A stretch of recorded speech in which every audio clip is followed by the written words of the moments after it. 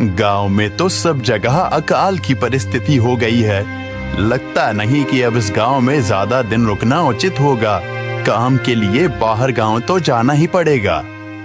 भूषण काम की तलाश में दूसरे गांव की ओर निकल पड़ता है। चलते चलते वह विजयपुर गांव में आ जाता है। वहां उसका रहने का कोई ठिकाना नहीं था और उसके पास कोई काम भी नहीं था। चलते चलते वह एक अमीर किसान जगत सेठ के पास आ पहुंचता है। सेठ जी, मैं भूषण दूसरे गांव से आया हूँ। हमारे गांव में अकाल की परिस्थिति हो गई है। लोगों के खेत सूखे पड़े हैं।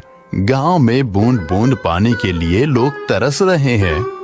अगर मुझे आपके पास कुछ काम मिल जाएगा तो बहुत कृपा होगी बड़े भाई। अरे रे, लगता है तुम्हारी हालत बहुत खस्ता हो गई है।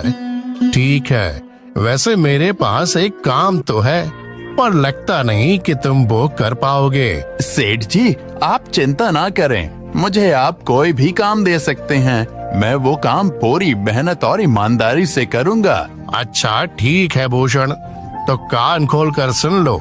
मेरे पास 50 गायें और 50 भैंसें हैं। तुम्हें हर रोज उन जानवरों का गोबर निकालना होगा और रोज सुबह शाम उन्हें चारा पानी देना होगा। महीने के आखिर में तुम्हें इस काम के लिए 200 रुपए मिलेंगे। और हाँ, 2 वक्त का खाना भी हमारी तरफ से मुफ्त दिया जाएगा। बोलो, क्या तुम ये काम कर पाओगे? अरे बाप रे, 50 गाय और भैंसों को संभालना आसान काम नहीं है। पर अब मैं कुछ कर भी तो नहीं सकता, और ऊपर से सेठ जी 2 वक्त का खाना भी दे रहे हैं। ठीक है सेठ जी, मैं ये काम कर लूंगा, पर एक विनती है। हाँ बोलो भूषण, क्या बात है? सेठ जी, अगर आपको समस्या ना हो तो क्या मैं आपके गायों के साथ गौशाला में रह सकता हूँ? सेठ जी, मैं इस गांव में नया हूँ। मेरा रहने का कोई ठिकाना नहीं है। जग्गा सेठ थोड़ी देर तक सोचता है और भूषण को ऊपर से नीचे तक देखने के बाद उससे कहता है, ठीक है भूषण, तुम गौशाला में रह सकते हो। जी धन्यवाद सेठ जी। तब से भूषण गौशाला में रहकर अपना काम करने लगता है। वह रोज जल्दी उठकर गाय और भैंसों का गोबर निकालता, उन्हें चारा डालता और समय पर पानी भी पिलाता था। हर रोज भूषण अपना काम ईमानदारी और पूरी मेहनत से करता था।